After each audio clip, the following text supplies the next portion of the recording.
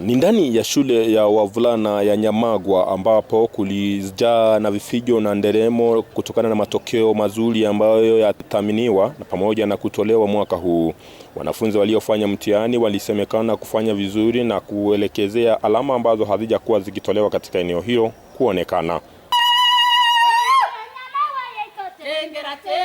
Naibu mwalimu mkuu wa shule hiyo alitathmini uwepo wa matokeo mazuri katika shule hiyo. My name is Ombati Wilfred, the Deputy Principal in charge of administration, St. John's Nyamagwa Boys High School.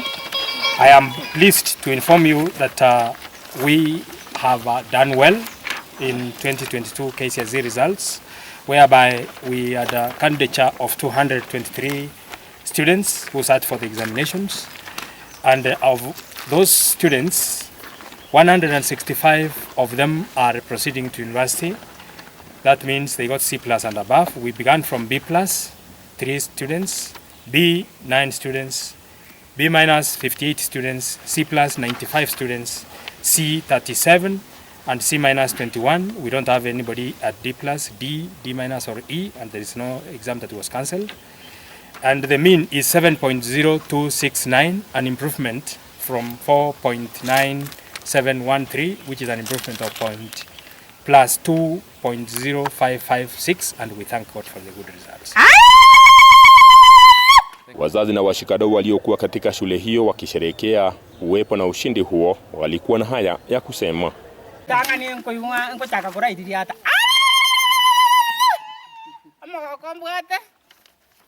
Ondo na mogoko monene inche gonde waka yeskuru wa St. John's Nyamagwa Boys nande nalengo moiboli 2013 mpaka 2014 nalio yibo umwana na bwa mweli arwetema eskuru ye itego ya lenga are twagaikiri baka 8.9 point lakini bono tukacha tukaira 9 twagokire eskuru ye ito yasukire yachire igoro twachire baka 7.0 ama ena twagokira abaiboli ase motegererete twabana ba form 1 next year tokogenda 9 point amagoke tokogeta onyigwetente.